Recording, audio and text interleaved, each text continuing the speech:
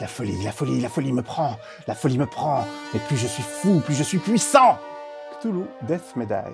Une grosse boîte avec beaucoup de matériel, un jeu avec des scénarios assez rapides. On est dans l'univers de Lovecraft, dont beaucoup de jeux s'inspirent. Mais là, vous êtes tout de suite dans le feu de l'action. Quand vous commencez le jeu, vous êtes déjà dans une situation un peu désespérée. Des cultistes sont en train d'invoquer un grand ancien. Le but du jeu, c'est de détruire le grand ancien qui va apparaître. D'abord, il faut interrompre le rituel. Selon les parties, c'est chaque fois d'une méthode différente pour interrompre le rituel. Si vous arrivez à interrompre le rituel, ça fait apparaître le grand ancien et surtout, il est vulnérable. Tant que vous n'avez pas interrompu le rituel, il est invincible. Au début de la partie, on reçoit une carte folie qui va s'activer chaque fois qu'on passe un cap dans notre échelle de progression dans la folie, justement. On essaie de devenir fou, mais pas trop vite, parce que plus vous devenez fou, plus vous devenez puissant. Mais par contre, si vous arrivez au bout de cette jauge, vous perdez le contrôle et vous partez en vrille.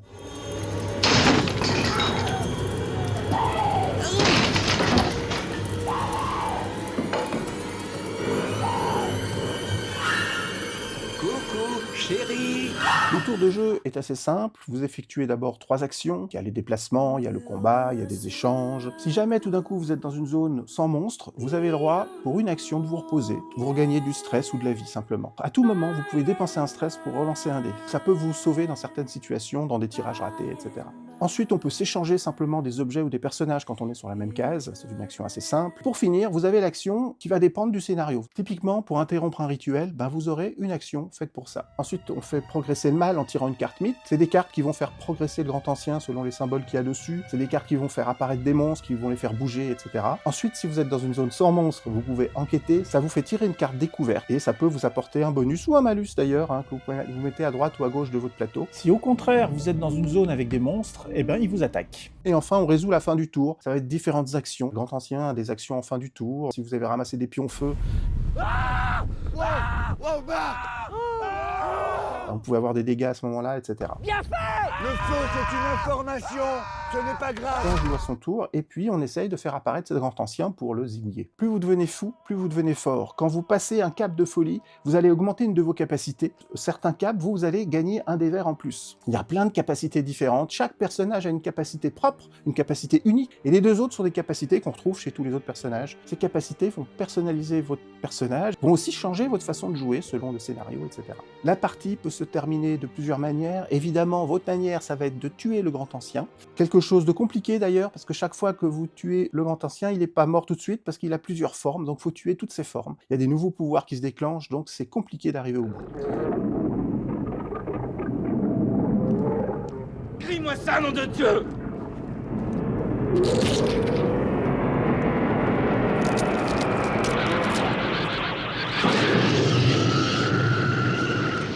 Sinon, vous avez évidemment plein de manières de perdre. Si le pion du grand ancien arrive au bout de sa piste, si un personnage meurt avant l'apparition du grand ancien, on a perdu. Si tous les personnages meurent, on a perdu aussi. Si vous aimez peindre les figurines, vous allez vous régaler. Beaucoup de figurines, beaucoup de héros différents. Il existe 4 boîtes de Cthulhu Death Medaille.